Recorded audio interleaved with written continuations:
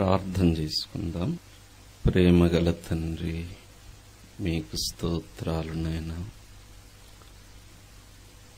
సిద్దిపేటలో నాయనా మీ దాసుని కుటుంబాన్ని 29 సంవత్సరాల కిందట, సుమారు 30 ఏండ్ల కిందట తీసుకొని వచ్చి ఒక విత్తనముగా నాటి, నీరు పోసి, పెంచి, పోషించి, వృద్ధిపరచి, వ్యాపింపచేసి, విరివిగా ఫలింపచేసినందుకు స్తోత్రాలు. ఒంటరి అయిన నీ దాసుని వేల జనముగా ఈ దినాన చేసినందుకు స్తోత్రాలు. మీ దాసుని జత పని వారిని బట్టి స్తోత్రాలు, వారి కుటుంబాలను బట్టి స్తోత్రాలు, కట్టబడిన సంఘములను బట్టి స్తోత్రాలు, సంపాదింపబడిన ఆత్మలను బట్టి స్తోత్రాలు. ప్రభువా, ప్రియులందరితో కలిసి సహవాసం చేసే భాగ్యం దాసునికి ఇచ్చినందుకు స్తోత్రాలు. ఈ కూడికల్లో మేమందరం నాయనా ప్రభువా, మేము నాయనా మీ ఉద్దేశము ఎరిగి, మీ ఉద్దేశమును అనుసరించి జీవించవలనని మాట్లాడుతూ ఉన్నావు. మీ దాసుల ద్వారా మాట్లాడుతున్నావు. ప్రసాద్ గారిని వాడుకున్నావు, స్తోత్రాలు. మున్నాను వాడుకున్నావు, స్తోత్రాలు. గాయక బృందమును వాడుకున్నావు, స్తోత్రాలు. అలాగే దాసునికి సాయం చేస్తున్నావు, స్తోత్రాలు. నాయనా కరుణించండి.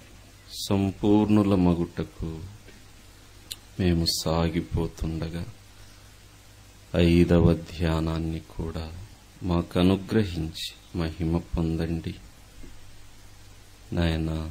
మంటి పురుగును మరుగు చేసుకొని మరి ఈ పూట ఏ మాట మాకు అవసరమో పరలోకమును తెరిచి దాసునికి అందించి ప్రియులకు అప్పగించుమని నాయన సంపూర్ణముగా నింపుకొని నాయన మేము పంపబడుటకు సహాయం చేయమని, సాతానును సిగ్గుపరిచి పరిశుద్ధాత్మ చేత నడిపించుమని, ప్రభు రక్తాన్ని ప్రోక్షించుమని యేసు ప్రభు నామమున మిమ్మునే స్తుతించి వేడుచున్నాము తండ్రి. ఆమేన్. ఈ లోకమును మనము జాగ్రత్తగా గమనిస్తే మనకందరికీ ఒక సంగతి తేటపడుతోంది. అదేమిటంటే, ఈ లోకములో వేగము పెరిగింది, స్పీడు ఎక్కువైపోయింది. అందుకే ఒక అనుభవజ్ఞుడన్నాడు, speed is the order of the day అని అన్నాడు. వేగము ప్రతి దినములో అవసరమైన విషయము. ఎంత వేగం పెరిగిపోయిందంటే లోకములో ఎవరి కొరకు ఆగటం లేదు, ఎవరి కోసం ఎవరు కూడా చూడటం లేదు, ఎవరు ఎవరిని పట్టించుకోవటం లేదు. ప్రతివారు పరిగెడుతున్నారు, ఎవరూ నిదానించలేకపోతున్నారు. ఎంత పరిగెత్తుతూ కూడా మాటిమాటికి గడియారం చూసుకుంటూ టైం అయిపోయింది అనుకుంటూనే పరిగెడుతూ ఉన్నారు. ఇలాంటి లోకంలో మనమున్నాం.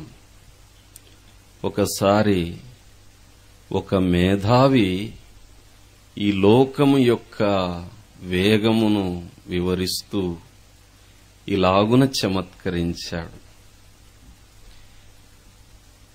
బ్రేకు ఫెయిల్ అయిపోయిన బస్సు వలె నాన్ స్టాప్ గా సూపర్ స్పీడుతో పరిగెత్తుతున్న ఈ బస్సును ఆపండ్రా, నేను దిగిపోవాలి అని అన్నాడు.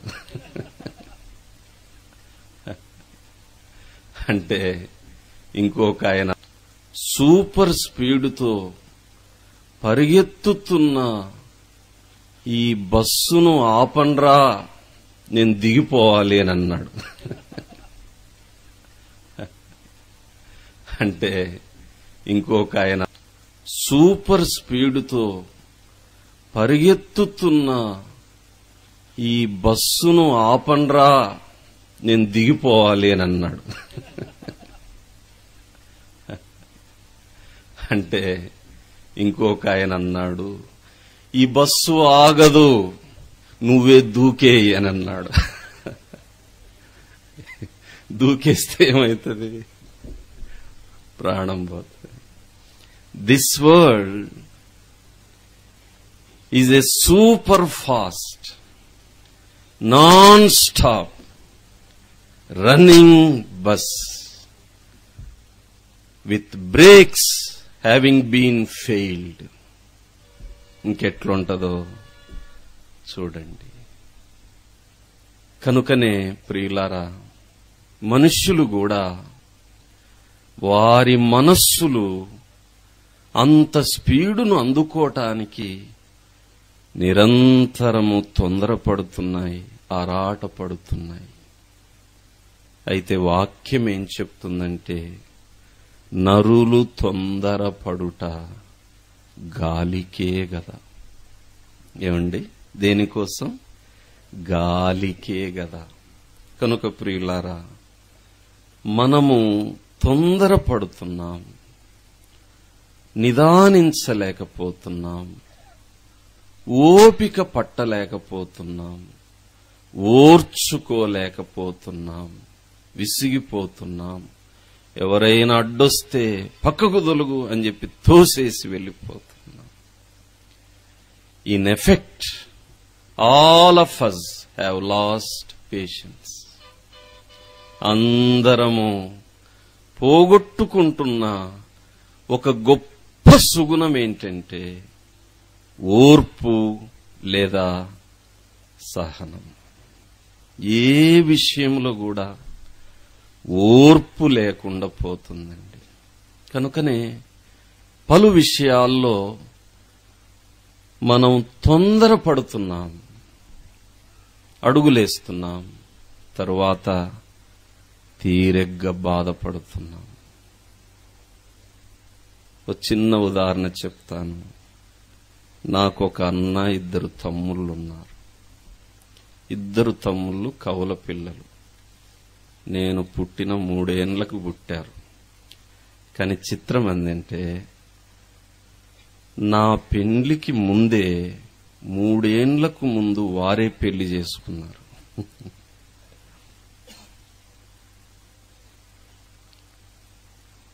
మా పెద్దోడు తమ్ముడు, పెద్ద తమ్ముడు, వాడెంత తొందరపడ్డాడంటే ఒక మధ్యవర్తిని పంపాడు మా నాన్న దగ్గరికి ఒక సందేశంతో. ఏమంటే, నాన్న పెళ్లి చేస్తాడో లేక చేసుకోమంటాడో అడిగిరండి.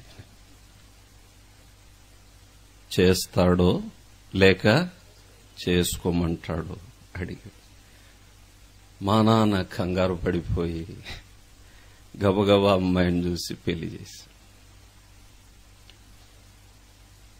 మా రెండో తమ్ముడు ఉన్నాడు. వాడు ఏకంగా పెళ్ళే చేసుకుని ఇంటికి వచ్చాడు.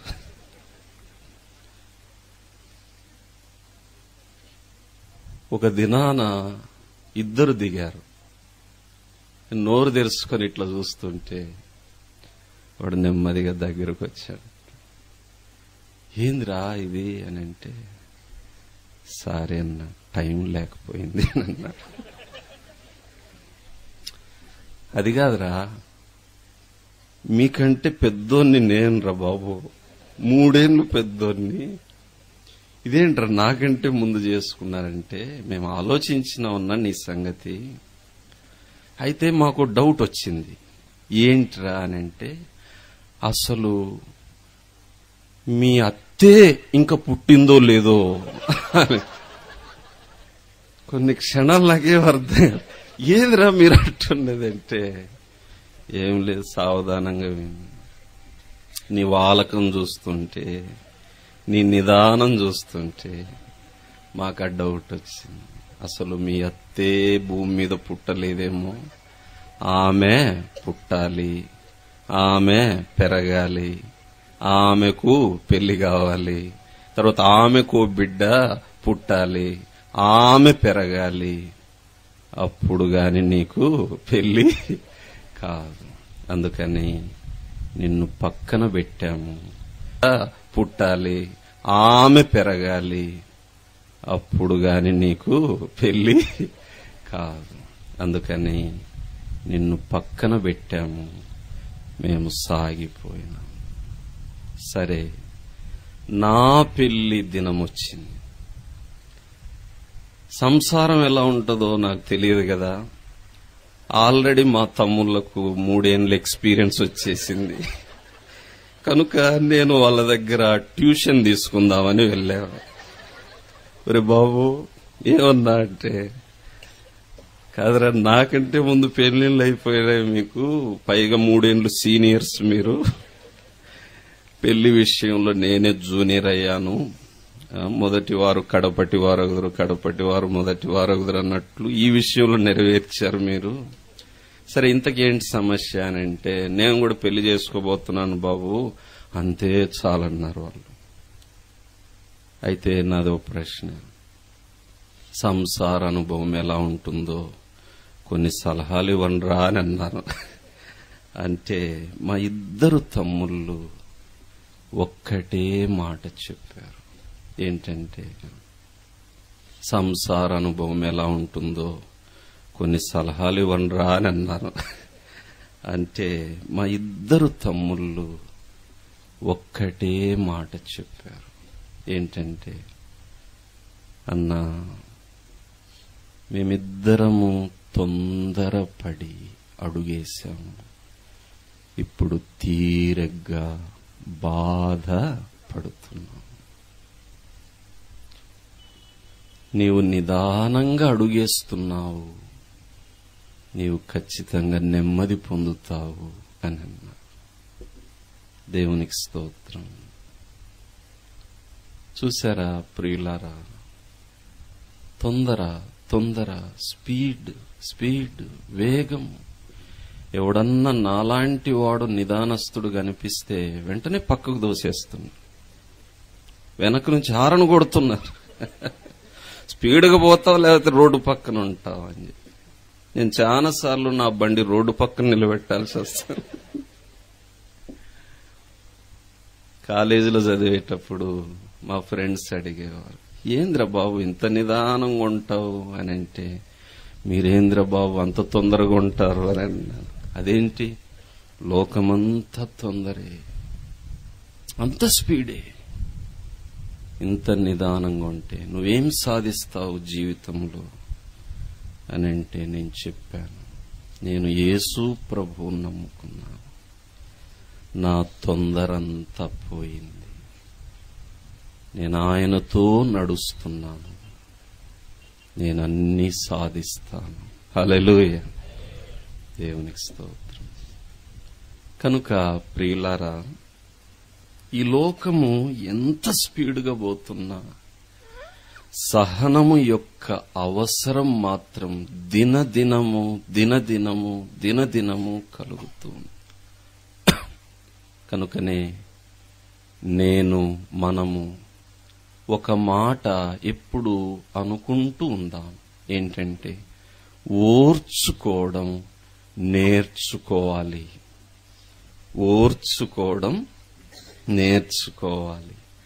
ప్రతిదినం ఈ మాట మనము అనుకుంటూ ఉంటే మంచిది. కనుక you and I must grow in patience. సహనములో మనమంతకంతకు ఎదుగుదాం. సహనము చాలా గొప్ప గుణం. కానీ ఈ లోకములో ప్రియులారా, ఎక్కడ చూసినా కొన్ని ప్రకటనలు చూస్తుంటాం. ఫొటోస్, మీ ఫోటోలు 5 నిమిషములలో ఇవ్వబడును. నా చిన్నతనంలో గమనించేవాన్ని. ఫోటోలు తీసుకుంటే వారం రోజులు 10 రోజులు బట్టి. అలాగే ఎక్కడన్నా టీ కాఫీ దగ్గరికి పోతే ఇన్స్టెంట్ కాఫీ, నిమిషంలో కాఫీ వచ్చేస్తుంది. అలాగే బ్యాంకులోకి పోతే ఇప్పుడు డీడీలతో పని లేకుండా పోయింది, ఆన్లైన్ అని. అలాగే బ్యాంకులోకి పోతే ఇప్పుడు డీడీలతో పని లేకుండా పోయింది, ఆన్లైన్ అని. అంతకుముందు తీరగ్గా కూర్చొని ఉత్తరాలు రాసుకుంటూ ఉంటుంది, ఇప్పుడు ఈమెయిల్ అని చెప్పేసి, ఇంటర్నెట్ అని చెప్పేసి. నిజంగా ఒక విధంగా ఇవి కొంచెం మేలేనేమో గాని, కానీ ఇవన్నీ మనల్ని ఏం చేస్తున్నాయంటే ప్యారలైజ్ చేసేస్తున్నాయి, నిర్వీర్యులను చేస్తున్నాయి, నిస్సహాయులను చేస్తున్నాయి. మనము ఓపిక కలిగి జీవించటానికి ఇవి సహకరించటము లేదు. ఒక విధంగా మనలో ఉన్న సహనాన్ని ఇవి తగ్గించేస్తున్నాయి. అయినప్పటికీ there is a desperate need for patience in our daily life. ప్రతిరోజు సహనము యొక్క అవసరం ఉండనే ఉందండి. ఈ లోకములో మనం ఎంత స్పీడ్గా పరిగెత్తినా ప్రియులారా, దేవుని సృష్టి మాత్రం, దేవుడు ఏ గమనము నిర్దేశించాడో, ఏ సమయము నిర్దేశించాడో, ఎప్పుడు నిర్దేశించాడో అప్పటి నుంచి ఇప్పటి వరకు అదే విధంగా పోతుంది. చూడండి, ఉదయమే సూర్యుడు ఉదయిస్తాడు. ఏమన్నా స్పీడు మార్చాడండి? అమ్మో, వీళ్ళు కంప్యూటర్ యుగంలో పోతున్నారని సూర్యుడు ఏమన్నా స్పీడ్ ఎక్కాడా? లేదండి, నింపాదిగా తన పని తాను చేసుకుంటున్నాడు. అలాగే ఒక విత్తనం నాటుతాము, మరుసటి రోజే చెట్టు అయిపోయిందండి? కాదండి, దాని సమయము అది తీసుకుంటుంది. ఒక సోదరి గర్భవతి అవుతుంది, టైం లేదు, మెడికల్ లీవ్స్ తక్కువ అని చెప్పి 1 రోజుల్లోనే కంటదండి. ఏమండి, ఎన్ని రోజులు పడుతుంది? మామూలుగా 9 రోజులు పడుతుంది. సారీ, క్షమించండి. సిస్టర్స్ కరెక్ట్ చేశారు, మంచిదమ్మా. ఒకవేళ 9 రోజుల అవకాశం ఉంటే చాలా మంది అప్లికేషన్స్ పెడతారేమో.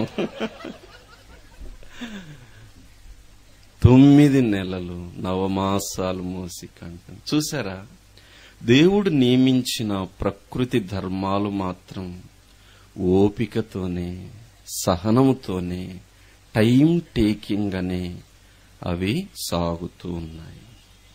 అలాగే కోడిగుడ్డు పొదగబడుతుంది. ఎన్ని రోజులు పడుతుందండి? 21 రోజు. ఓసారి ఒక కుర్రోడు, దుడుకోడు, దూకుడోడు, ఉడుకోడు గుడ్డు తీసుకున్నాడంట. తీసుకుని ఫ్రెండ్తో ఆడుకున్నాడు. అరే, నేను ఇప్పుడే కోడి పిల్లని చూడాలని చెప్పేసి భూమి మీద వేసి కొట్టినాడు. అంతే. ఏమొచ్చిందండి? అందుకే ఒక భక్తుడు అన్నాడు, నీవు కోడి పిల్లను చూడాలంటే 21 రోజులు ఆగాల్సిందే అంటే సహనముతో కనిపెట్టుకోవాలి. అంతేగాని కోడి పిల్లను చూడాలని నీ వెంటనే నేలకేసి కొడితే ఏమవుతుందండి? అందులోని పదార్థాలన్నీ చిట్లుతాయి, ప్రయోజనం ఉండదు, గుడ్డు కూడా నష్టమైపోతుంది. కనుకనే ప్రియులారా, మనము సర్వ సృష్టిని గమనిస్తూ ఉన్నప్పుడు ప్రతిదీ మనకేం నేర్పుతుందేనంటే సహనము నేర్పుతుంది. అందుకే ప్రసంగి అంటాడు, ఓర్పు అవసరం. ఓర్పు ఏం చేస్తుందంట? గొప్ప ద్రోహ కార్యములు జరగకుండా చూస్తుంది. కనుక ప్రియులారా, నీవు నేను నేర్చుకోవాలి. ఏం నేర్చుకోవాలండి? సహనం. నేర్చుకోవాలంటే ఎవరి దగ్గరికి రావాలి? యేసు ప్రభు దగ్గరికే రావాలి. ఎందుకు రావాలి? ఆయన ఓర్చుకున్నాడు, ఆయన సహించాడు. దేవునికి స్తోత్రం. యేసు ప్రభు సహించాడు. కనుక యేసు ప్రభువును చూసినప్పుడల్లా మనకు ఎలాంటి అనుభవం రావాలండి? నేను కూడా ఓర్చుకోవాలి. సరే, భక్తుడు ఇక్కడ అంటున్నాడు, ఆయన సిలువను సహించి, హి ఎండ్యూర్డ్ ద క్రాస్, సిలువను సహించాడు. మరి ఈ సిలువ విలువ ఏమిటండి? ఎన్నో రకాలుగా మనం ధ్యానాలు వింటూ ఉంటాం, ఎన్నో మర్మాలు ఉన్నాయి. అయితే ప్రియులారా, ఒక్క సంగతి మనం జ్ఞాపకం చేసుకుందాం. ఈ సిలువ విలువను పౌలు బాగా అర్థం చేసుకున్నాడు. యేసు ప్రభు సిలువను సహించాడు. ఏమిటి ఆ సిలువలోని విలువ అని పౌలు ధ్యానించాడు. అందులో ఒక అభిప్రాయం, ఒక అనుభవం చూడండి. గలతీ 6:14. అయితే మన ప్రభు అయిన యేసుక్రీస్తు సిలువయందు 6:14 తప్ప మరి దేని యందును అతిశయించుట నాకు దూరమగునుగాక.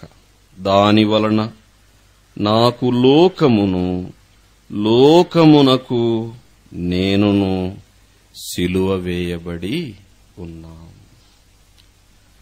సిలువే పౌలు యొక్క అతిశయం, సిలువే పౌలు యొక్క మహిమ. ఎందుకంటే దాని వలన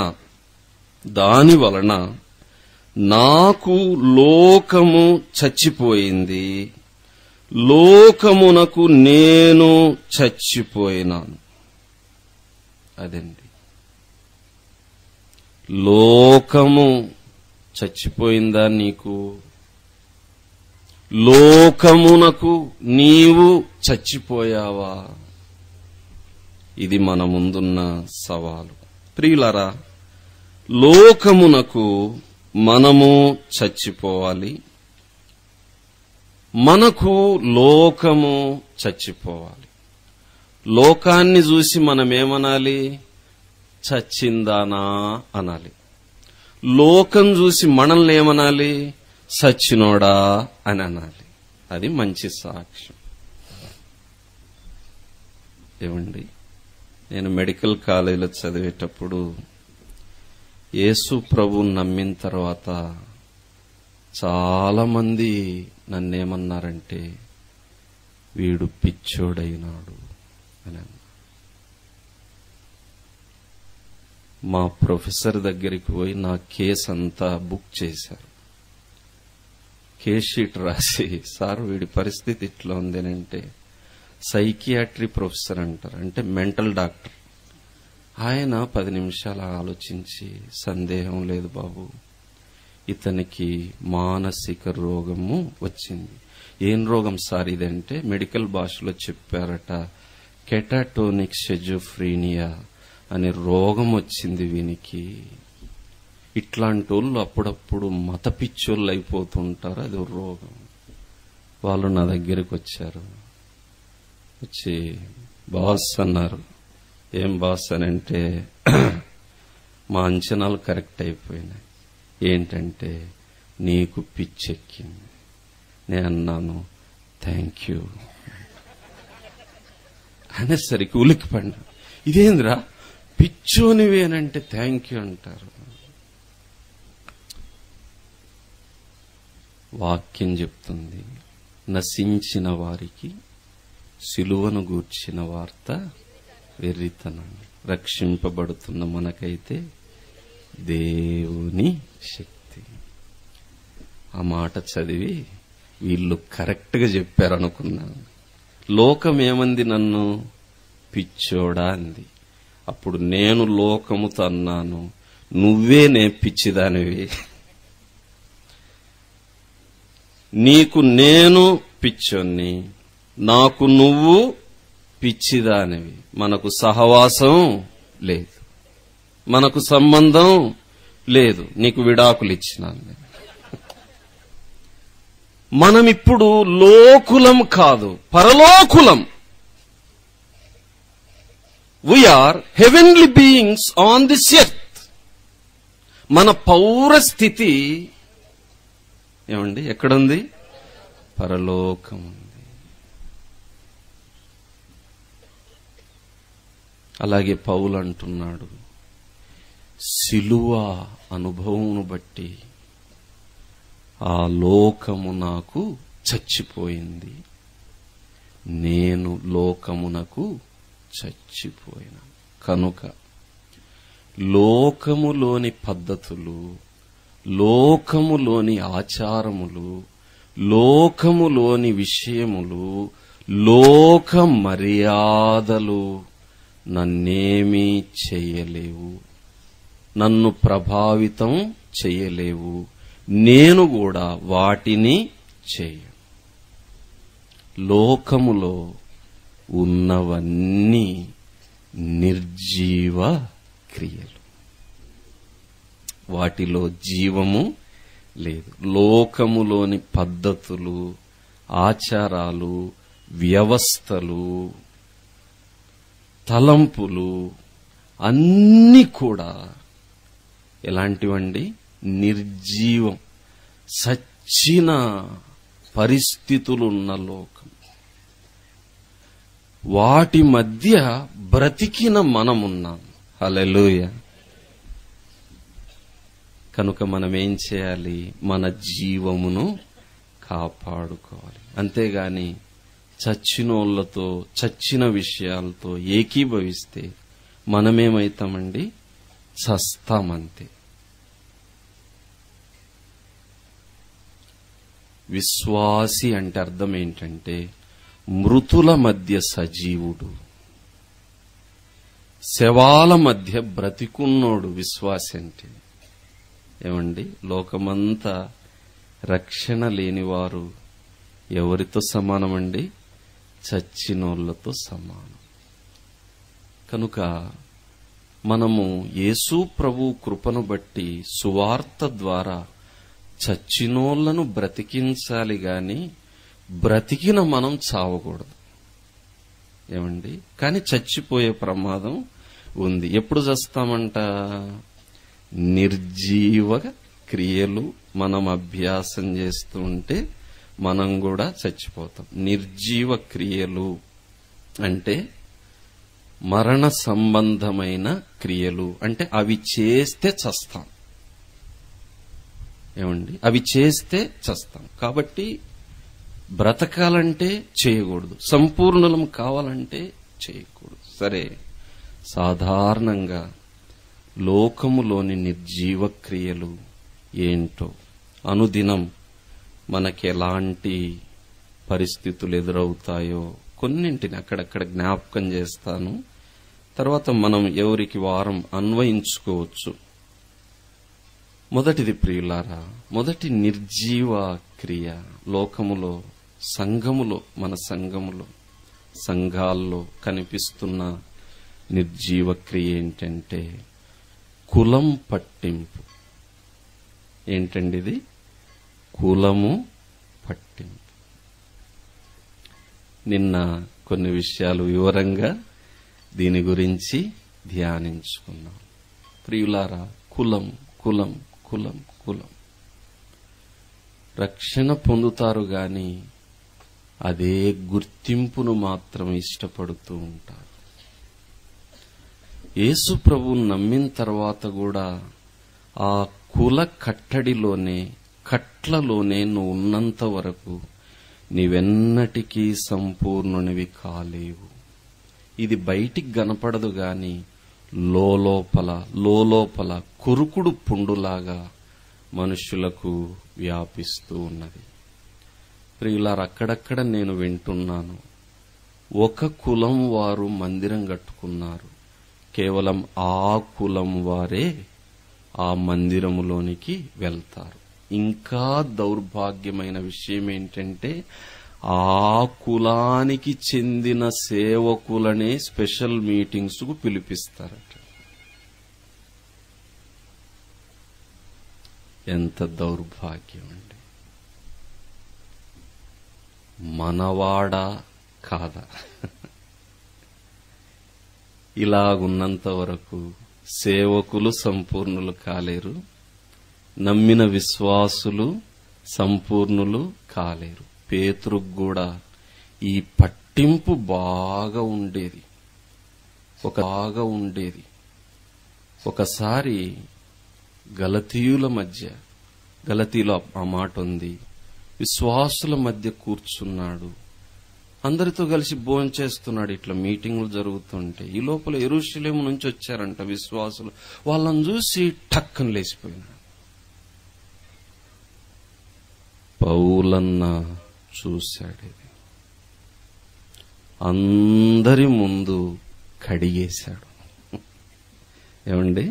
అందరి ముందు శుభ్రంగా కడిగి ఉతికి గంజి పెట్టి ఇస్త్రీ చేసి పెట్టాడు. నేను అందరి ఎదుట అతని గద్దించి తిని, ఆ దెబ్బతో అది వదిలిపోయింది. కనుకనే ఇలాంటివి ఒకవేళ మనం ప్రాక్టీస్ చేస్తే అందరిలో మన సిగ్గు తీయడం మంచిది. రహస్యమందు సిగ్గులేని తత్వం ఇది. సిగ్గుందా నీకు? యేసు ప్రభు రక్తం కులము కుళ్ళు కడగలేనంత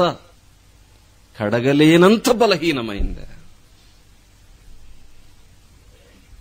కనుక ప్రియులారా, ఒకవేళ ఎవరైనా మనల్ని అడిగితే మీ కులం ఏంటంటే ఒకటే మాట చెప్తాం, అయ్యా మేము దేవుని కులం. అంతే. దేవునికి కులమేది?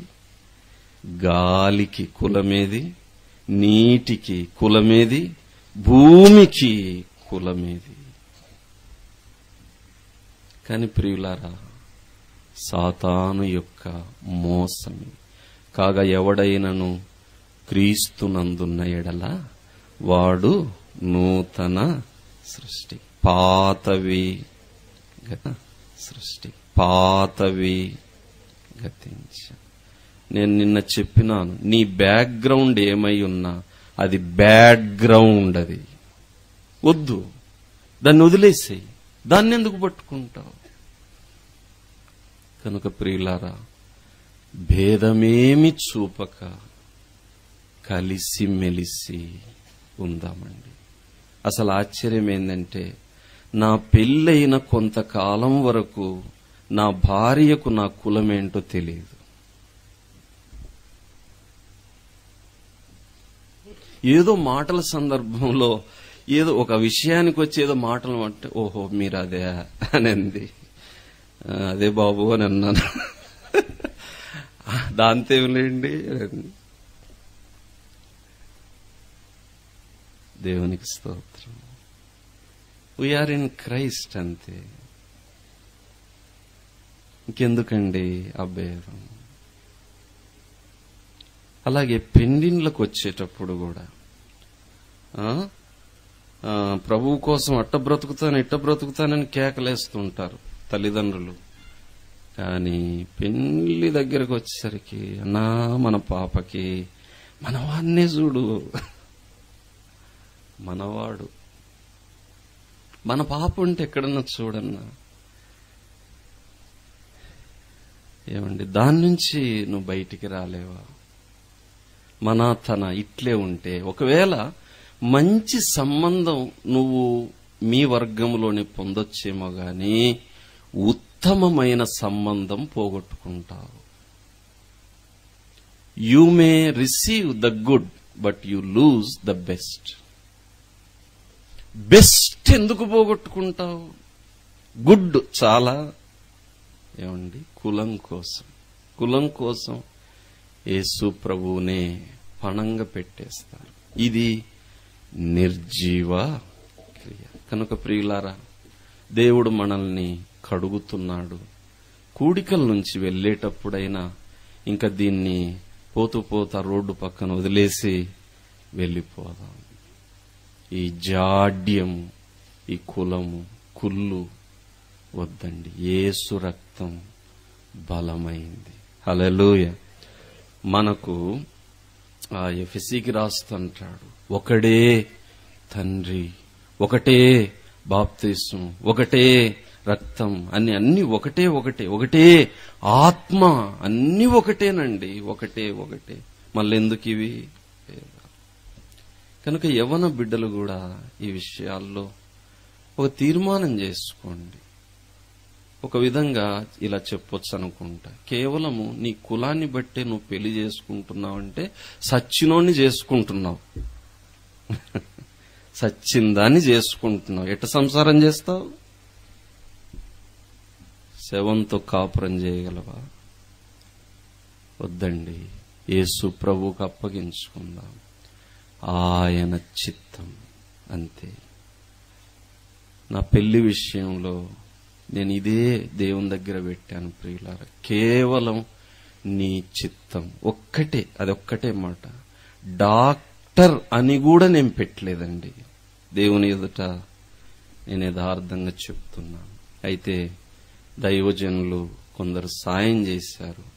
ప్రకాష్ గారు కూడా ఆ సంబంధం విషయమై పనిచేశారు. ఆమె ఎవరో నాకు తెలియదు, నేనెవరో ఆమెకు తెలియదు, కానీ మేమిద్దరం ఎవరమో వీళ్ళకు తెలుసు. కనుక ఇలా ఉంది బ్రదర్ అన్నారు. అక్కడ ఇలా ఉన్నాడు సిస్టర్ అని 6 నెలలు ప్రార్థన చేశాము. దేవుడు బయలుపరిచినాడు. పెద్దల సమక్షంలో పెళ్లి జరిగింది. దేవుని చిత్తం సంపూర్ణంగా చేశానన్న తృప్తి నాకు మిగిలింది. కనుక అమ్మలారా, ప్రియులారా, నిర్జీవ క్రియ ఇది. అడుగడుగున కులం. ఆ పట్టింపు యేసు రక్తంలో కడుక్కుందామండి. ఇంకా భేదము మనకు వద్దు. తర్వాత రెండవ నిర్జీవ క్రియ ప్రియులారా, రహస్య విగ్రహారాధన. ఏమండి, బయటికి మనం యేసుప్రభువుని నమ్ముకున్నాం, ఏమండి, కానీ కొంతమంది విగ్రహారాధన కుటుంబాల నుండి వచ్చిన ప్రియులకు మరలా ఎదురయ్యే శోధన ఏంటంటే మరలా పాత బొమ్మలను పూజించటం. జాగ్రత్త. ఒకవైపు యేసు ప్రభువును పూజ చేస్తూనే మళ్ళా పాతవి. ద్వంద్వ విధానం పాటలో విన్నాం. ప్రియులారా, ఒక గొప్ప ఉదాహరణ హెచ్చరికగా మీకు చెప్తాను. అసలు వాక్యం ఏం చెప్తుందంటే విగ్రహములు కూడా నిర్జీవమైనవి, వాటిలో జీవము లేదు. జీవము లేని వాటిని మనం పూజిస్తే మనలో ఉన్న జీవం ఏమైతుంది? పోతుంది.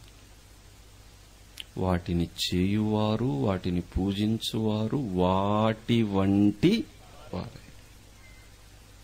కానీ శ్రేష్టమైన భక్తులు కూడా ఈ విషయంలో పతనమైపోయారండి. ఒక గొప్ప ఉదాహరణ బైబిల్ గ్రంథంలో రాహేలమ్మ.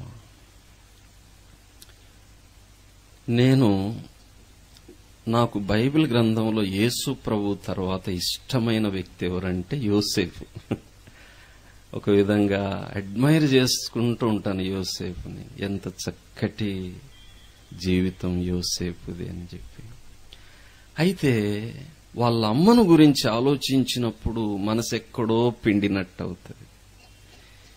ఇంత మహాభక్తుని యొక్క తల్లి ఇంత బలహీనరాలా?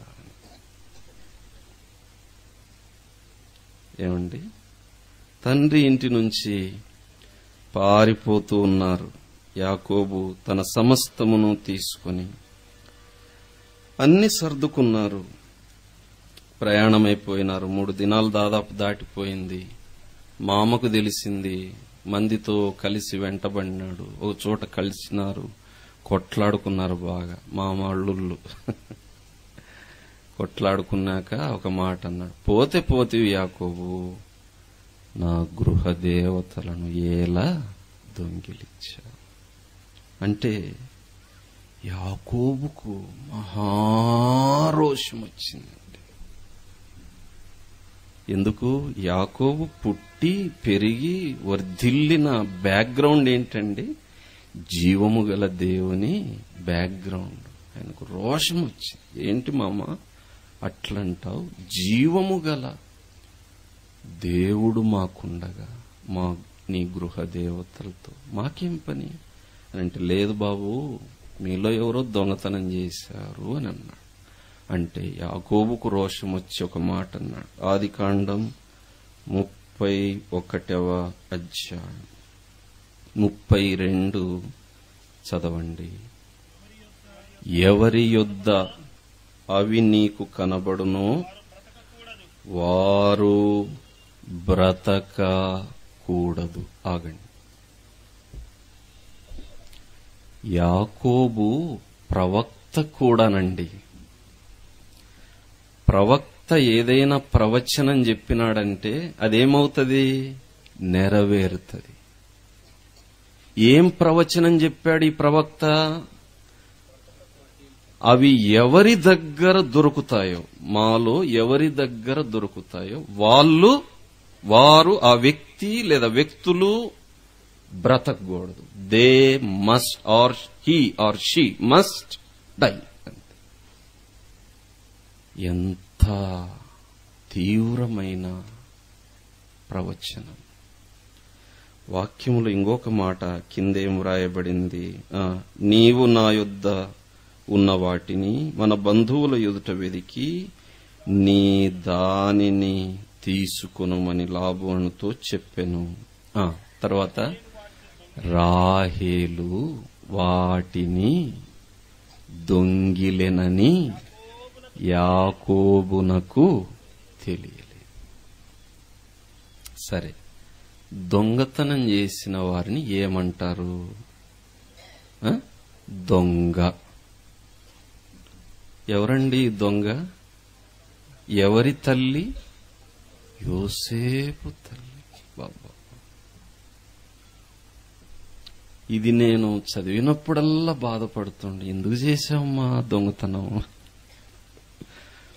అందులో నా ఫేవరెట్ హీరో తల్లివి కదా నువ్వు, ఎందుకు చేస్తే తల్లి?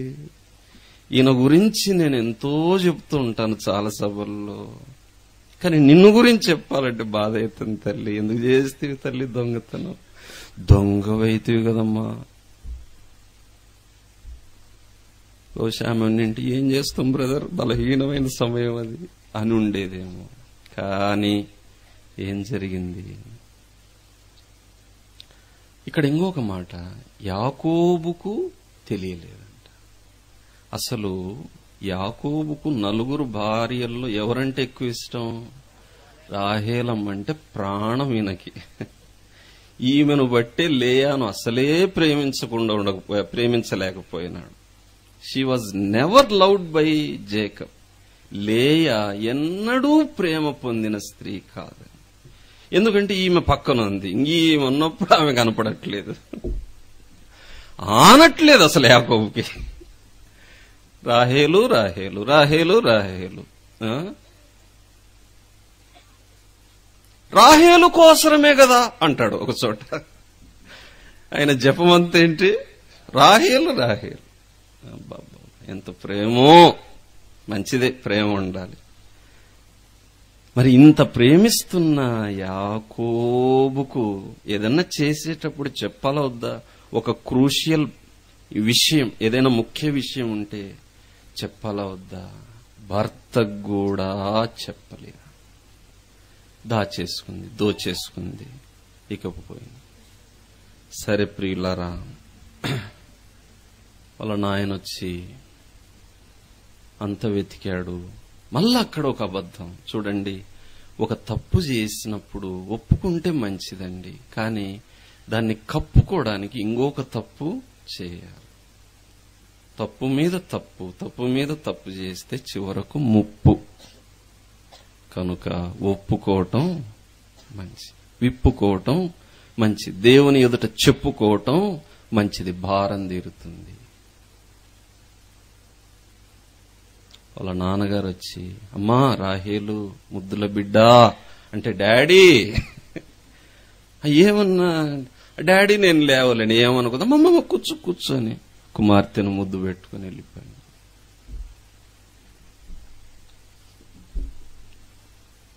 సమాధాన పడినారు, వెళ్ళిపోయినారు. కానీ సమస్య తీరిందా? ప్రియులారా, అట్లే మోసుకొని పోతుంది రాహేలు. ఏం జరిగిందండి? రండి, ఆదికాండం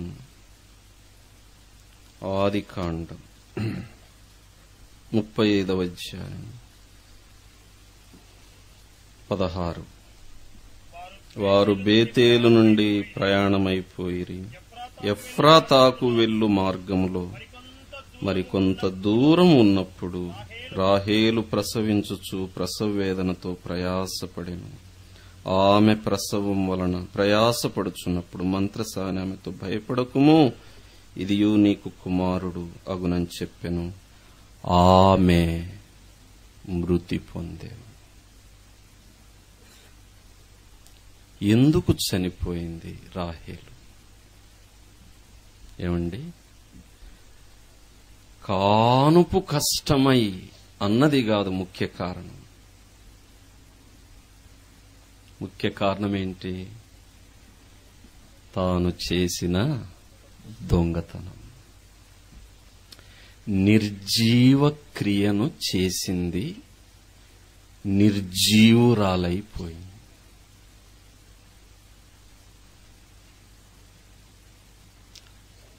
ప్రాణము లేని ప్రతిమలను పట్టుకుంది, ప్రాణం పోగొట్టుకుంది.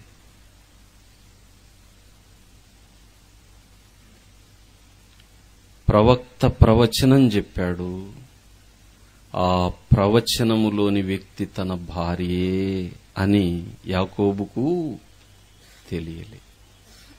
దొంగతనం చేసింది తెలియలేదు, ఎవరికి విరోధంగా ప్రవచనం చెప్పాడు అది తెలియలేదు, తరువాత తెలిసి ఉంటుంది. ఏమండి? ఆమె చనిపోయిన తర్వాత అయినా ఆమె సామాన్లన్నీ సర్దుతున్నప్పుడన్నా అర్థమైంటది కదా, యాకోబుకు తెలిసి ఉంటది కదా. అప్పుడు ఎంత బోరున విలిపించింటాడు, అయ్యో ఒకవేళ నా భార్య అని తెలిసింటే ఇంత మాట అనకపోయి ఉండేవాణ్ణి. కానీ అది దేవుని యొక్క శాసనం అండి. విగ్రహములు మీకు ఊరి. కనుక రాహేలమ్మ ఏం చేసింది? తన ఉరితాడు తానే తయారు చేసుకుంది. జాగ్రత్త. కనుకనే ప్రియులారా, మనము సంపూర్ణలము కావాలంటే వదిలించుకోవాల్సినవి ఉన్నాయి. ఏంటివి? నిర్జీవ క్రియలండి, కులం పట్టింపు, తర్వాత విగ్రహారాధన. సరే, ఇక్కడ ఒక మాట, అయ్యా మేము పుట్టినప్పటి నుంచి క్రైస్తవ కుటుంబం, ఎన్నడూ ఆ వాసన లేదు, ఇప్పుడు కూడా యేసు ప్రభువునే మేము ఆరాధిస్తున్నాం, మాకెలా ఈ హెచ్చరిక వర్తిస్తుంది అనొచ్చు. బైబిల్ గ్రంథం ఏం చెప్తుందంటే 2 రకాల విగ్రహాలు, ఒకటి బయటి విగ్రహాలు, రెండవది లోపలి విగ్రహాలు. యెహెజ్కేలు గ్రంథం 14 అనుకుంటాను, తర్వాత చూడొచ్చు. పెద్దలు యెహెజ్కేలుతో కూర్చున్నప్పుడు దేవుని వాక్కు ప్రత్యక్షమైంది. నరపుత్రుడా, ఇశ్రాయేలీయులు తమ హృదయములలోనే అభ్యంతరకరమైన విగ్రహములు ఉంచుని నా యొద్ద విచారణ చేయ తగునా? కాబట్టి వారి విగ్రహముల మూలముగా వారు నాకు అన్యులైరి. ధన్యులు ఏమైపోయినారండి? అన్యులైపోయినారు. అందుకే మూర్తి గారు దీన్ని చక్కగా వర్ణించారు. 2 రకాల విగ్రహాలంట, బయటివి లోపలివి. దాన్ని ఆయన అన్నాడు మెటల్ విగ్రహాలు, మెంటల్ విగ్రహాలంట. ఏందండి? మొదటిదేంటి? మెటల్. రెండోదేంటి? మెంటల్. మైండ్లో ఉన్నాయా, హార్ట్లో ఉన్నాయా? మనస్సులో ఉంటాయి. నేను ఒకసారి ఆ వీధిలో పోతుంటే సినిమా పోస్టర్ కనిపించింది. ఏదో టక్కున అలా చూసేసరికి దాని పేరు చూసి ఆశ్చర్యపోయా. ఏంటంటే మనసంతా నీవే. అప్పుడు కొంచెం ఆలోచనలో పోతున్నా. ఇప్పుడు అంతా కుర్రకారు సినిమాలు కదండి ఎక్కువ. ఓహో, బహుశా ఆ అమ్మాయి మనసంతానో లేదా అబ్బాయి మనసంతానో ఎవరంట? ఎవరో పాపక్ మనసంతానో ఎవరంట? ఎవరో పాపక్క లేదా పాపారావు. మనసంతా పాపారావే, మనసంతా పాపక్కే. ఏమండి? అంటే ఏం విగ్రహం ఇది? మెంటల్ విగ్రహం, లోపల ఉండేది. మనసంతా ఆ వ్యక్తి యొక్క ఆలోచన, అదొక విగ్రహం. యవ్వన బిడ్డలు జాగ్రత్తమ్మా, యవ్వనస్తులు. మనసంతా ఎవరు? యేసే అయితే ఎంత బాగుంటది కదండి. కనుక ఆ పాపక్కను తీసేయి తమ్ముడు ఈరోజే.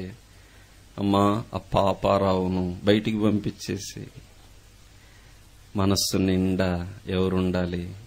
నేను అప్పుడు అనుకున్నాను ఇదే మాటను ఇటువైపు తిరిగి, యేసు ప్రభువా, నా మనసంతా నువ్వే అని.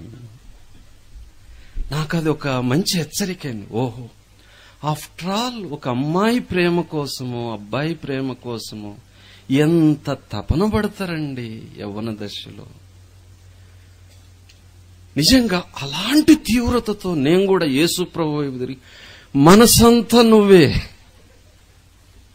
నా మనసంతా నువ్వే ప్రభువా అని నా ప్రభువుతో చెప్తే ఆయన ఎంత సంతోషపడతాడు.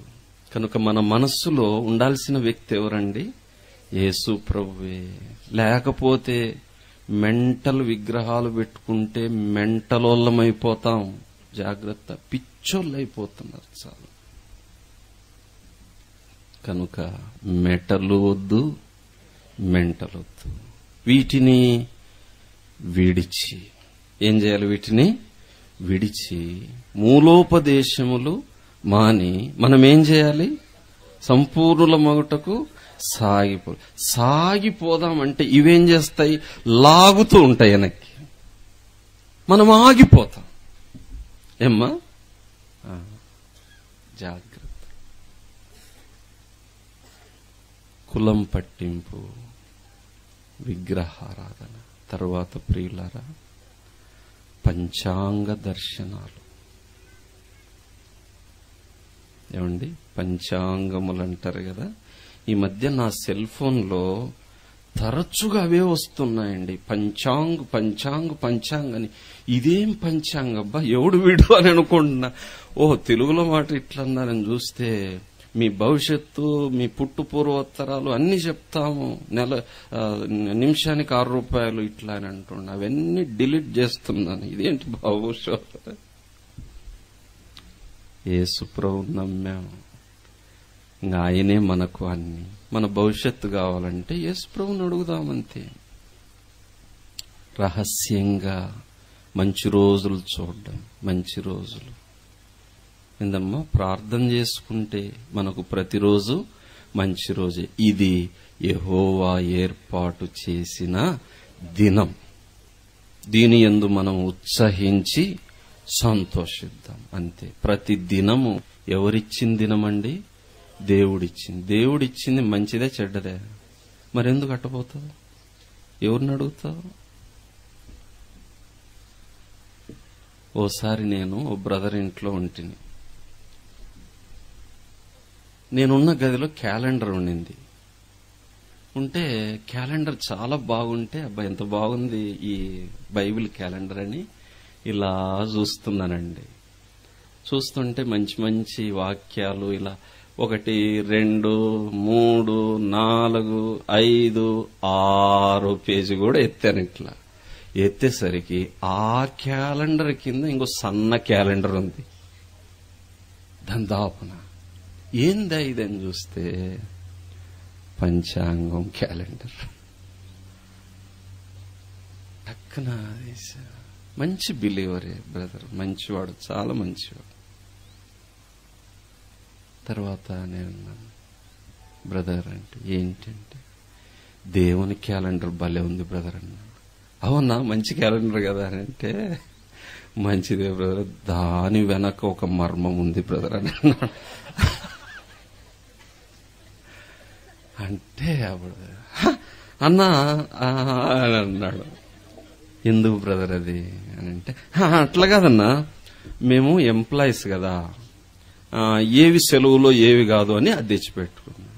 దానికోసం అది ఎందుకు తెచ్చుకున్నారు? మామూలుగా లిస్ట్ ఇస్తారు కదా డిపార్ట్మెంట్లో, పోనీ ఆ లిస్ట్ వరకు కట్ చేసుకుని పెట్టుకోవచ్చు కదా. ఇదంతా దేనికి అంటే, బైబిల్ వాక్యం చదువుతాడు, కింద మంచి రోజు కాదా అని చూస్తాడు. ఏమండి, అవ్వ కావాలి, బువ్వ కావాలి, యేసు ప్రభు కావాలి, సాతాను కావాలి. ఏమండి, సాతాను కూడా కావాలా? శనిగాడు కావాలమ్మా.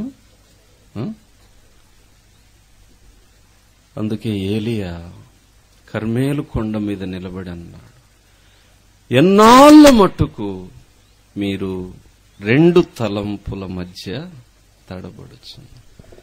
How long will you falter between 2 opinions, either this or that. కానీ చాలా మంది సిద్ధాంతం ఏంటి? This and that. దేవుణ్ణి వెంబడించే విషయంలో ఓ భక్తుడు హెచ్చరించాడు, either all or not at all అని అన్నాడు. ప్రభువు కూడా మనకేం ఆజ్ఞించాడు?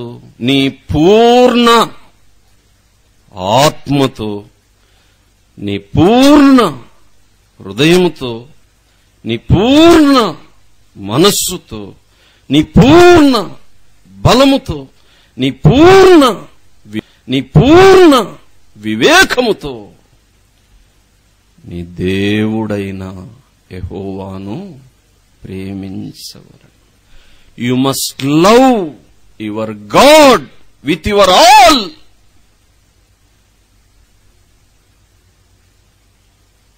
కానీ పైనొకటి, కిందొకటి, బయటొకటి, లోపలొకటి. తగునా? మరల కూడికలకు వస్తావు, దేవుని దగ్గర విచారణ చేస్తావు, లోకములోకి పోయి అక్కడ విచారణ చేస్తావు. వీటిని విడవకపోతే మనము సంపూర్ణులము కాలేమండి. కనుక ప్రియులారా, పౌలు అన్నాడు, లోకమునకు నేను చచ్చిపోయాను, లోకము నాకు చచ్చిపోయాను, దాంతో నాకు సంబంధం లేదు. అలాగే కొంతమంది వాళ్ళ దగ్గరికి వీళ్ళ దగ్గరికి పోయి ఏం చూపించుకుంటుంటారండి?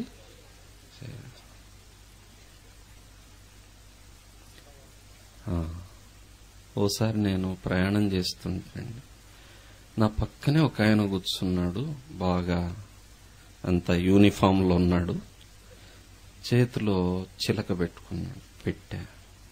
పోతుంటే మాటి మాటికి నా వైపు ఇట్లా చూస్తున్నాడు.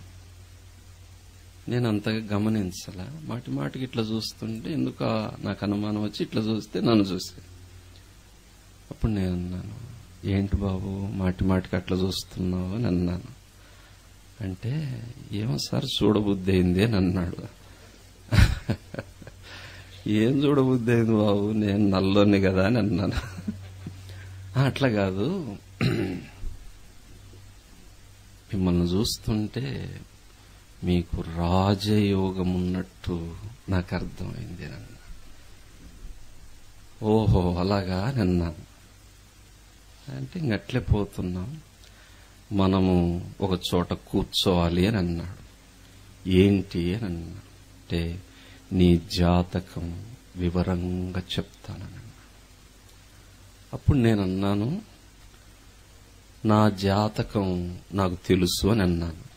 ఎట్లా తెలుసు అని అన్నా. నాకు ఒక ఆయన చెప్పినాడు అని అన్నా. ఎవరాయన అంటే యేసు ప్రభు అని అన్నా. ఆహా అట్లనా అని అన్నా. అట్లాగా సార్ కూర్చుందాం చెప్తానంటే, లేదు బాబు నా జాతకం అంతా నాకు తెలిసిపోయింది, యేసు ప్రభు నాకు చెప్పినాడు అని అన్నాను. అంటే ఇంకేం మాట్లాడలే. అప్పుడు నేను చెప్పినాను, నీ జాతకం చెప్పమంటావా అని అన్నాను. అనేసరికి ఉలిక్కి పడిపోయి, ఏది నువ్వు చెప్తావా నా జాతకం? ఎస్ అని అన్నాను. చెప్తాను అంటే ఆశ్చర్యపోయి, చెప్పండి అని అన్నాడు. ఎక్కువసేపు మాట్లాడడం అనవసరం బాబు, ఒక్క మాటలో నీ జాతకం తేల్చేస్తానన్నా. ఏంటంటే నీ జాతకం బాగలేదని అన్నా.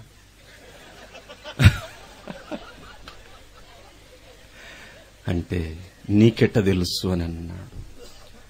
నీ జాతకం బాగలేదు, అందుకనే ఈ చిలకను పట్టుకొని తిరుగుతున్నావని అన్నాడు.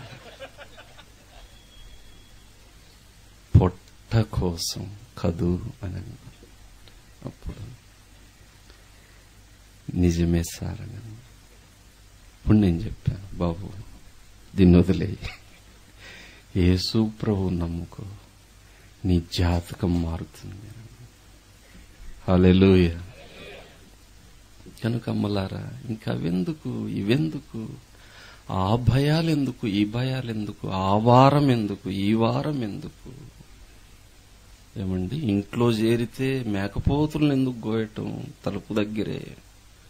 మరి రక్తం చల్లటం ఏంటి? ఎవరైనా చచ్చిపోతే ఇక పెళ్లికి చేసినట్టు డిన్నర్ చేయటం ఎందుకు? ఇవన్నీ ఏం క్రియలండి ఏమ్మా? ఇవి చేస్తే మనమేమవుతాం? నిర్జీవం అయిపోతాం, చచ్చిపోతాం. ఇంకొక నిర్జీవ క్రియ. ప్రియులారా, మనం ముందుకే సాగుతున్నాం గాని వెనక్కు వెళ్ళకూడదు. లోతు, ఆయన భార్య, 2 పిల్లలు పరిగెడుతున్నారు ముందుకు.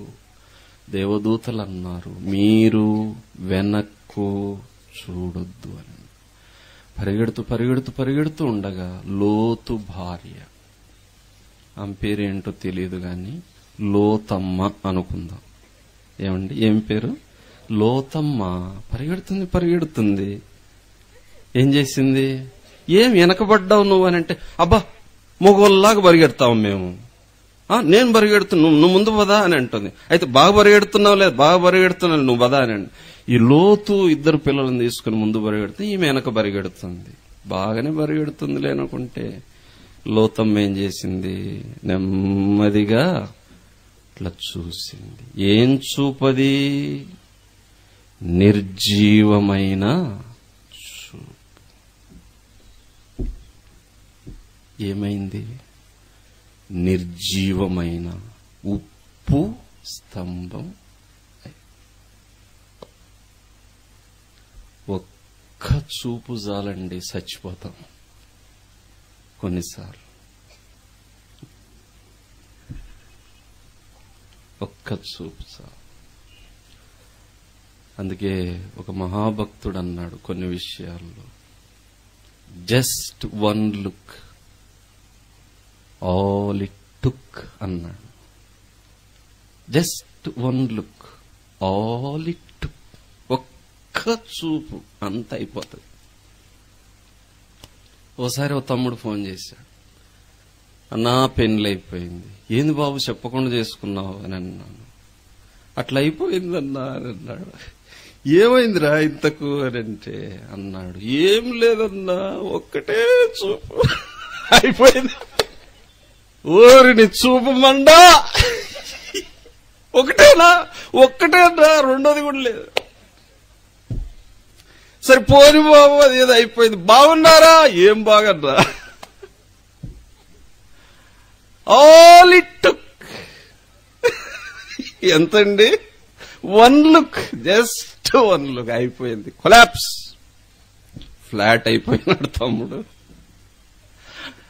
అబ్బో ఎన్ని బాధలు పడినాడు. అసలు ఆ పిల్లోని చూస్తే నాకెంతో ప్రేమ, మంచివాడు, మంచి తమ్ముడు, మోషే అంతటి సాత్వికుడు అబ్బాయి అని అనుకున్నాను నేను. అలాంటి జెంటిల్ తమ్ముడు ఇక నా బాధలు పడుతుంటే నేను ఏడవలసి వచ్చింది. ఏమైంది తమ్ముడు అంటే ఏం లేదన్నా ఒక్కటే, అంతే అయిపోయింది సమాధి. Just 1 look. లోతమ్మ ఏమైందండి? ఉపస్తంభం. కళ్ళను కాచుకోలేక సంసోను కళ్ళే పోగొట్టుకున్నా. చూశారండి, నిర్జీవ క్రియలు, నిర్జీవపు మాటలు, నిర్జీవపు చూపులు, నిర్జీవపు విషయాలు వినటం, ఇవన్నీ మనల్ని ఏం చేస్తున్నాయి? నిర్జీవ స్థితికి నెట్టేస్తున్నాయి. బ్రతికి ఉండి చచ్చిన వారితో సమానమైపోతున్నాం. కనుక వీటిని ఏం చేయాలమ్మా? విడిచి. ఇప్పుడు డౌట్, మాకు విడవాలనే ఉందన్నా, కానీ అవే విడవట్లేదు. ఏమండి, మాకు విడవాలనుంది కానీ అవే విడవట్లేదు. అయితే దానికి ఓ మందుంది. అవి ముందేం చేయాలి? మనము విడిచిపెట్టాలి. తర్వాత అవి కూడా ఏం చేయాలి? మనల్ని వదిలేయాలి. ఇంక పో బాబు నీతో పని కాదు అన్నట్టు వదిలేయాలి.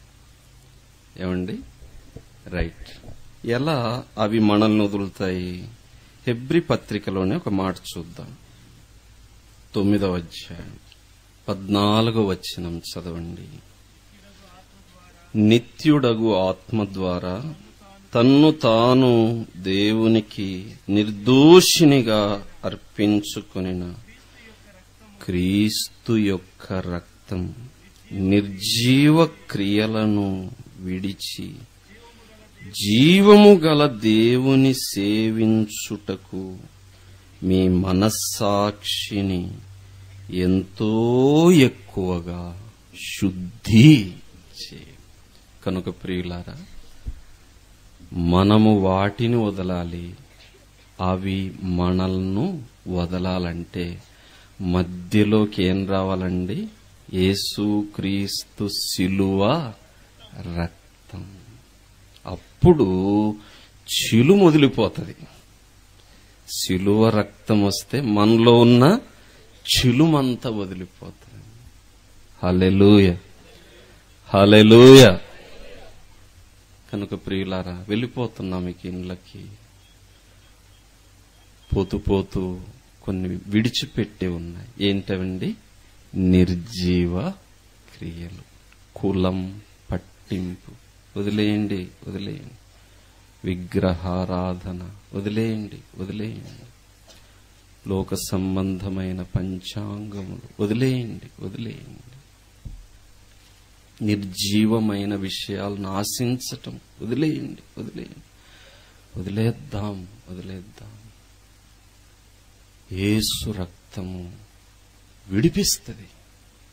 వదిలేటట్టు మనకు సాయం ఎంతో ఎక్కువగా శుద్ధి చేయును. ప్రియులారా, ఇక్కడ ఒక ఆశ్చర్యకరమైన విషయం ఏంటంటే, నిర్జీవ క్రియలు అనే మాట బైబిల్ గ్రంథంలో 2 సార్లు ఉన్నట్టుగా నేను అనుకుంటున్నాను. ఆ 2 సార్లు ఎక్కడుంది? హెబ్రీ పత్రికలోనే. ఒకవేళ ఇంకెక్కడైనా ఉందా? ఏమండి, ఇంకెక్కడైనా ఉందా ఈ మాట? నిర్జీవ క్రియలు అనేది 2 చోట్ల చూశాను. ఒకవేళ ఎక్కడన్నా అంటే చెప్పండి. కానీ ఇది అరుదైన మాట. మొత్తం మీద it is a rare word, but it is an important word. ఏమండి? కనుక మొత్తం మీద ఈ పత్రికలోనే ఎన్నిసార్లు ఉందండి? 2 సార్లు. విడవండి అని అన్నాడు. విడవటానికి ఇక్కడ సూత్రం కూడా చెప్పినాడు. బైబిల్ గ్రంథం ఎంత గొప్పదంటే, ఏదైనా చెబితే, ఒక సమస్య గురించి చెబితే ఆ సమస్యకు పరిష్కారం కూడా చూపిస్తుంది. హల్లెలూయా, హల్లెలూయా. కనుక బైబిల్లో మనకు మంచి పరిష్కారం. నిన్న ఒక మాట చెప్పాను, వాక్యము ముఖ్యం. ఇంకో మాట చెప్తాను, గుర్తుపెట్టుకోండి. వాక్యమునకు వాక్యమే వ్యాఖ్యానం. వాక్యమునకు వాక్యమే వ్యాఖ్యానము. The Bible is the commentary to the Bible. అంతే. బైబిల్కు బైబిలే కామెంటరీ, బైబిల్కు బైబిలే వ్యాఖ్యానం. కనుక మలారా, పండుగలు, పబ్బాలు, దినాలు, ఏమండి, మేకపోతులు, రక్తం గార్చటం, పిండి వంటలు, ఏమండి, అన్ని ఆచారాలు, ఇంక ఇలాగున కొంచెం ఎవరికి వాళ్ళు ఆలోచిస్తే, నేనేం చేస్తున్నానని ఆలోచిస్తే అర్థమవుతుంది. వాటన్నింటినీ మనం ఏం చేయాలి? విడిచి మూలోపదేశములు మాని ఏం చేయాలి? సంపూర్ణుల మగుటకు సాగిపోదాం. యేసు ప్రభువారు 5 పద్ధతుల ద్వారా ఈ లోకములో సంపూర్ణులు అయ్యారు. 4 పద్ధతులు నేర్చుకున్నాం. 5వ పద్ధతి సహనము ద్వారా సంపూర్ణుడు అయ్యాడు. హల్లెలూయా, హల్లెలూయా. యేసు ప్రభువుకు మనకిక్కడ తేడా ఏంటంటే, ఆయన నిర్జీవ క్రియలు విడవాల్సిన సందర్భం ఏది లేదు. ఎందుకంటే ఆయన జీవాధిపతి. ఏ నిర్జీవ క్రియ ఆయన చేయలేదు. కనుక వాటితో ఆయనకు పని లేదు. అవి కూడా ఆయనంటే భయం, ఆయన దగ్గరికి రాలే. పని ఏంటంటే మనకే కదండి, నిర్జీవ క్రియలను విడిచి. ఇది ఎట్లా విడుస్తాము అంటే సిలువ అనుభవం ద్వారా, సిలువ రక్తం ద్వారా. అట్టి సిలువను యేసుప్రభు ఏం చేశాడు? సహించాడు. ఎవరి కోసం? మన కోసం, నా కోసం. మంచి మాట. చాలాసార్లు గుంపులో గో టైప్ ఉంటాం మనం. అలా వద్దు. గుంపులో హల్లెలూయా ఆ టైప్ వద్దు. నా కోసం. అది మరింత బలమైన తలంపు. సిలువను సహించాడు. సహనము ద్వారా ఏమైనాడండి? సంపూర్ణుడై. ఆయన కార్యం సంపూర్ణంగా నెరవేరింది. సో సహనమే సంపూర్ణత. ఎవడండి సంపూర్ణుడంటే? సహనశీలి సంపూర్ణుడు. Patience is perfection. Patience is perfection. సరే, మనకెట్లా సహనం అబ్బుతుంది కదండి? మనం అసలే షార్ట్ టెంపర్. మిరపకాయల్లాగా, టపాకాయల్లాగా పేలుతూ ఉంటాం మాటి మాటికి. ఓర్పు లేదు, నేర్పు లేదు. చిన్నదానికి చిటపట అనేస్తూ ఉంటాం. ఇంట్లో చిటపటే, బయట చిటపటే, సంఘములో కూడా చిటపటే, ఎడాపెడా ఇట్లా. మనం కూడా ఏం నేర్చుకోవాలండి? సహనం. అదెట్లా మనకు దొరుకుతుందో ఒక మంచి సూత్రం ముగించుకుంటున్నాం. హెబ్రీ పత్రిక 12వ అధ్యాయం 3వ వచనం చదవండి. మీరు అలసట పడకయు మీ ప్రాణములు విసుకకయు ఉండునట్లు పాపాత్ములు తనకు వ్యతిరేకముగా చేసిన తిరస్కారమంతయు ఓర్చుకొనిన ఆయనను తలంచుకొని. అది చాలు. కనుక ప్రియులారా, క్రీస్తు యేసు కలువరి శిలువ దృశ్యం మన మనస్సు అనే తెర మీద సజీవంగా ఉండాలి.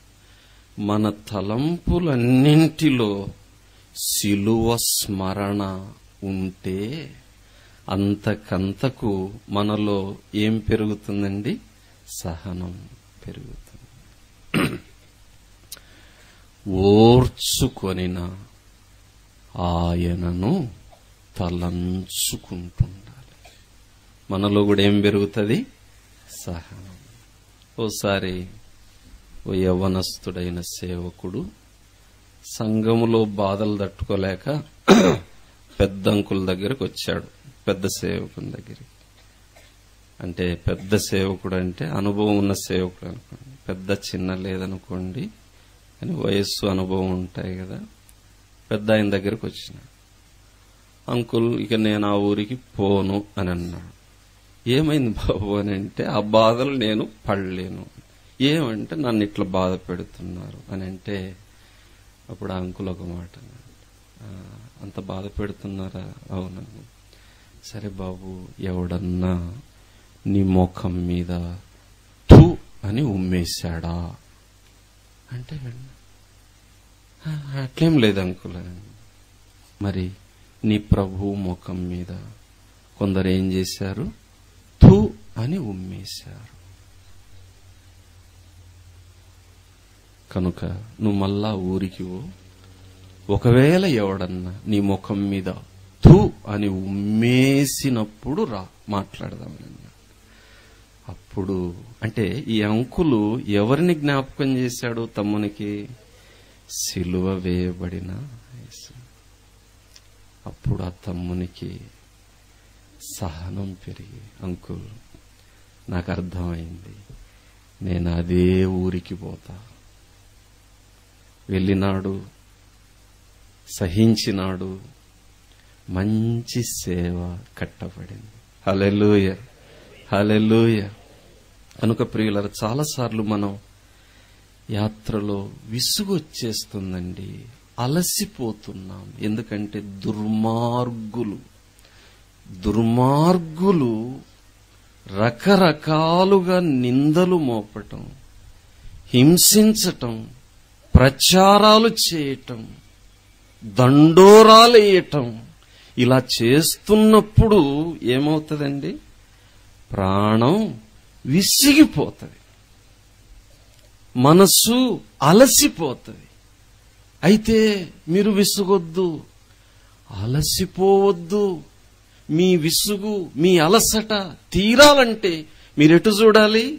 ఓర్చుకొనిన ఆయనను చూడండి, తలంచుకోండి. అప్పుడు ప్రియులారా, మనలో ఏం పెరుగుతుంది? సహనం పెరుగుతుంది. హల్లెలూయ.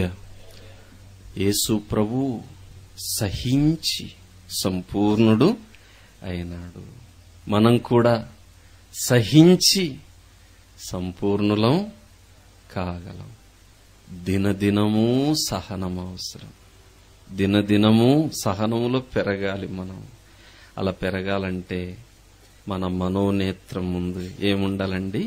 సిలువ. అందుకే పౌలు ఈ లోతైన సంగతిని గ్రహించిన వాడై కొరింథీకి రాస్తూ ఒక మంచి మాట అన్నాడు. ప్రియులారా, అది మనందరికీ బహు మంచి మాదిరికరమైన తలంపు. 1 కొరింథీ 2వ అధ్యాయం 2వ వచనం చదవండి. నేను యేసుక్రీస్తును అనగా సిలువ వేయబడిన యేసుక్రీస్తును తప్ప మరి దేనిని మీ మధ్య నెరుగకుందునని నిశ్చయించుకొంటి. నేను యేసుక్రీస్తును అంటే అర్థం ఏంటి? యేసుక్రీస్తు అంటే ఏ యేసుక్రీస్తు? సిలువ వేయబడిన యేసుక్రీస్తు. పౌలు ఎంత దైవ జ్ఞానంతో ఈ మాట రాశాడో చూడండి. ఎందుకంటే ఆ సిలువ వేయబడిన యేసు నా ముందుంటే నేను ఏదైనా సహిస్తాను, ఎవరినైనా సహిస్తా. హల్లెలూయా.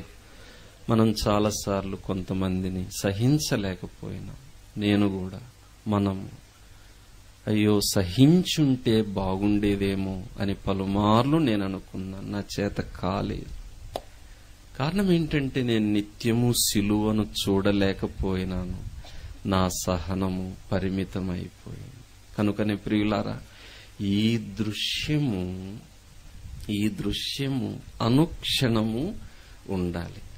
ప్రతిరోజు ఉండాలి, ప్రతి వారం ఉండాలి, సంవత్సరం అంతా ఉండాలి, బ్రతుకంతా ఉండాలి. అప్పుడు మనము సంపూర్ణులము అవుతాం.